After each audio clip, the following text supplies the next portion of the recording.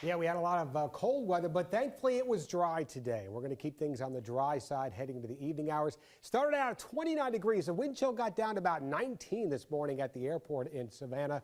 We did top out at 46. That's well below a normal high of 61. And what we're looking at now, temperatures at the 6 o'clock hour, a lot of 30s for inland areas, even 36 in Claxton. Vidalia is at 37 degrees. Still a few 40s here, but it's low 40s from Savannah into Hilton Head Island. Now, temperatures are going to be dropping pretty quickly this evening. We're tracking some more of those 20s when you wake up tomorrow morning, but with a little bit of a breeze, there's your wind chill again. We'll be back into the teens by that 6 to 7 o'clock hour, but it should be dry. Let's go ahead and show you what's happening here hour by hour. Not much going on now. There's your timestamp up at the top. 6 o'clock, we're starting by that midnight 1 a.m. time frame, starting to get some clouds, but dry weather. One thing we will watch, the potential for a few isolated snow flurries along the coast quickly early tomorrow morning. It's not going to amount to anything. No travel concerns out there tomorrow morning getting you out the door. You see, we're pretty quiet through that 3 o'clock hour. Then here's that moisture working in from the west. By about that 4 to 5 o'clock hour, it looks like we're going to start out a little bit of some snow for inland areas as it makes its way to the coast. This is where we could see a little bit of a mix, maybe some freezing rain, and some sleet initially, but then changing over to snow at midnight. Look how we're drying out for some inland areas. This is going to be a fast-moving event. By daybreak tomorrow, all that activity is making its way off the coast, but those temperatures are still going to be below freezing through around that 9 to 10 o'clock hour, so roads are still going to be a concern in there for tomorrow morning. How much snow?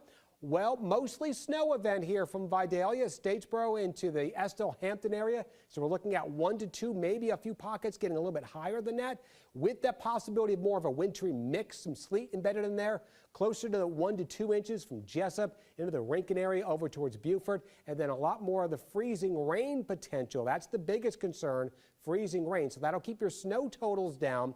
Generally less than an inch, it looks like, from Savannah down into the Brunswick area. But I do think we'll get some snow out there, so we'll have some snow to see if you want to see any of that there. Take some pictures. How much ice? This is more concern for power out there and traveling. Little to no ice for inland areas. Again, that's mostly a snow event.